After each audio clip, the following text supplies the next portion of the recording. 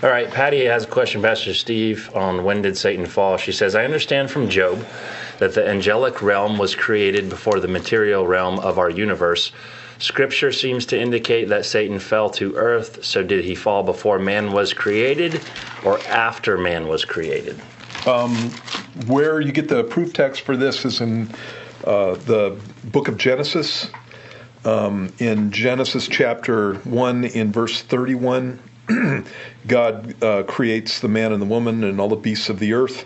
And it says, then God saw everything that he had made, and indeed it was very good.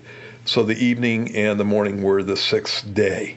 And then you have God blessing the seventh day after that point. So if there had been a fall of a third of the angels, and that's an indication that we get from Revelation chapter 12, that it was a third of the angels that fell, that verse is a problem because everything's not very good in the creation. The angels are created also.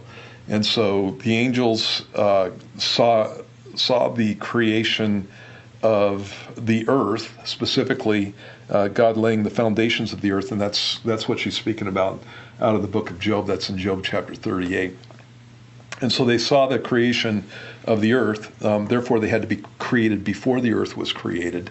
And so at that point, it looks like they were unfallen. And at the end of the creation of everything, it looks like they were unfallen. And so somewhere in between chapter 1, verse 31 and chapter 3, you have the fall of Satan and the fall of the fallen angels at that point.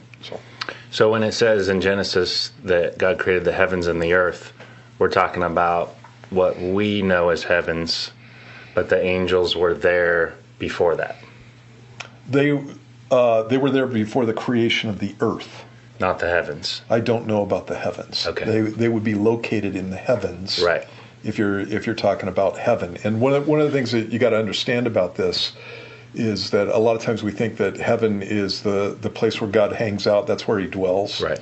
And that's a creation. And so God, by definition, is outside of everything that he's created.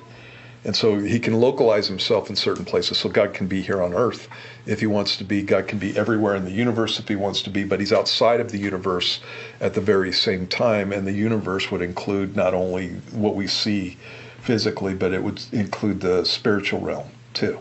So I went through this before, but I can't remember how it works. So we know like three heavens, right? You have the atmosphere, you have the stars, and then you have the spiritual heaven. Right. When it says heavens and earth, is that including all three heavens, or could you take heaven where the angels are, separate that out, and have that mean just the universe and the earth? You could, but it would be a context thing, and we don't have the context to do that. Right, so we don't know. Yeah, we don't know. Okay. Yeah. And what he's talking about is again, when God creates the heavens and the earth, that it would be space and the earth there. So what we would call the universe and the earth without the stars. So it would be space and the earth at that point, and that would, that would be heaven. Some people would confine it to that, but I don't know that that's true. Right. Because you're going to be talking about the atmosphere, and you're going to be talking about space, and you're going to be talking about the heaven where the angels are.